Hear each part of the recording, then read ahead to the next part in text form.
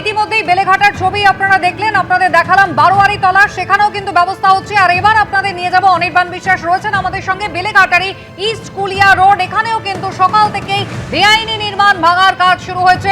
অনির্বাণ, এখনকার ছবি একবার দেখাও। দেখো, তোমাকে প্রথমে জানিয়ে রাখি যে আমরা পুরসভার সূত্রে যেটা জানতে পাচ্ছি যে বেলেঘাটায় এখনো পর্যন্ত 17টি প্রপার্টি সেগুলোকে লোকেট করা গেছে কলকাতা পুরসভার তরফে। যে 17টা প্রপার্টি সেগুলোকে ইলিগাল ওয়েতে তৈরি করা হয়েছে এমনটা কিন্তু পুরসভা মনে করছে, এবং সেখানে ইতিমধ্যে নোটিশ সার্ভ করা হয়েছে, তাদেরকে হিয়ারিংয়ের জন্য ডেকে পাঠানো হয়েছিল। অনেক ক্ষেত্রে কিন্তু তারা উপস্থিত হননি, এবং এই 17টা প্রপার্টি কিন্তু প্রায় ভেঙে ফেলা হবে এমনটাই কিন্তু সিদ্ধান্ত হয়েছে। এই মুহূর্তে যে জায়গায় দাঁড়িয়ে রয়েছে ইস্ট কুলিয়া রোড, এখানে কিন্তু এই যে বিল্ডিং দেখতে পাচ্ছ, রাজু নস্কর এবং আশুতোষ নিয়োগী তাদের উদ্যোগে কিন্তু এই অবৈধ নির্মাণ, সেই অবৈধ নির্মাণ তৈরি করা হচ্ছিল। পুরসভার তরফে প্রথমে নোটিশ দেওয়া হয়, পরবর্তী সময় হিয়ারিংয়ে ডেকে পাঠানো হয়। যদিও সেই হিয়ারিংয়ে কেউই ছিল না এমনটা কিন্তু পুরসভার তরফে জানানো হচ্ছে। পরবর্তী সময় পুরসভা সিদ্ধান্ত নেয় যে এই অবৈধ নির্মাণ, সেই অবৈধ নির্মাণ কিন্তু ভেঙে ফেলা হবে। কিছুক্ষণ আগেই আমরা দেখলাম যে স্মিতা পান্ডে, কলকাতা পুরসভার যিনি কমিশনার, তিনি ঘটনাস্থলে এসেছিলেন। তোমাকে জানিয়ে রাখবো যে শুধুমাত্র যে এই বেআইনি নির্মাণ ভাঙা হচ্ছে বা এখানে নোটিশ দেওয়া হচ্ছে এমনটা নয়। ইতিমধ্যে আমরা যেটা জানতে পাচ্ছি, রাজু নস্করের অফিস, রাজু নস্করের রেস্তোরাঁ, এমনকি রাজু নস্করের তৈরি পুরনো যে অ্যাপার্টমেন্টগুলি রয়েছে সেখানেও নোটিশ সার্ভ করা হয়েছে কলকাতা পুরসভার তরফে। স্বাভাবিকভাবে সেই সমস্ত প্রপার্টির উপরে রাজু নস্করের যে প্রপার্টি, সেই সমস্ত প্রপার্টির উপরে নজর রয়েছে কলকাতা পুরসভার।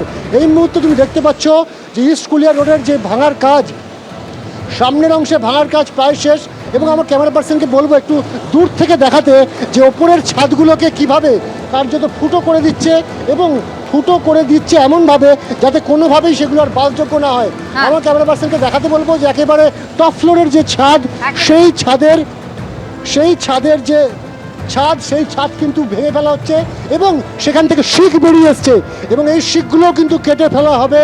আর স্বাভাবিকভাবেই এইখানে যদি কোনোভাবে বাসযোগ্য না থাকে এটা, সেইটা সুনিশ্চিত করতে চাইছে কলকাতা পুরসভা। এবং কমিশনার কলকাতা পুরসভা স্মিতা পান্ডে তিনি জানিয়ে গিয়েছেন যে এই যে অভিযান বেআইনি নির্মাণের ক্ষেত্রে, এই অভিযান কিন্তু চলতে থাকবে। একেবারে কলকাতা পুরসভার আইন অনুযায়ী সমস্ত বেআইনি নির্মাণ ভেঙে ফেলা হবে, জিরো টলারেন্স। স্মিতা পান্ডে তিনি কিছুক্ষণ আগে জানিয়েছেন। অনির্বাণ, ধন্যবাদ।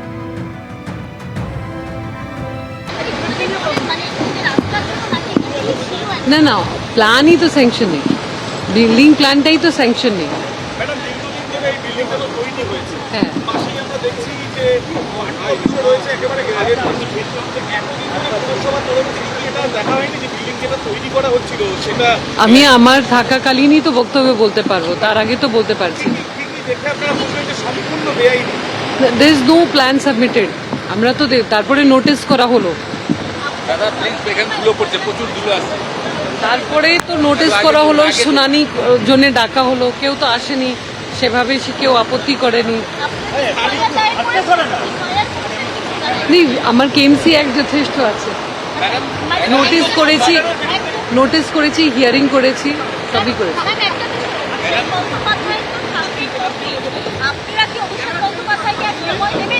না, উনি সময় চেয়েছেন, ওনারা সময় চেয়েছেন, কালকে 2 সপ্তাহ মতো চেয়েছেন।